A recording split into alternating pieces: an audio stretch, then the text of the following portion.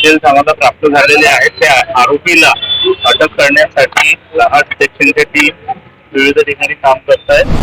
सैफ अली खान यांच्या जी घटना घडलेली आहे त्या अनुषंगाने एक आरोपी यांनी वापर करून बिल्डिंग मध्ये किड्यांचा वापर करून अभिनेता सैफ अली खान यांच्या घरी विक्री केलेलं असं निष्पन्न झालेलं आहे.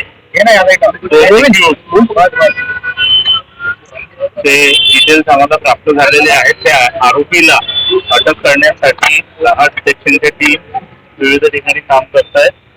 लवकरच आरोपीला अटक करण्यात येईल आणि पुढचे डिटेल्स घेण्यात येईल.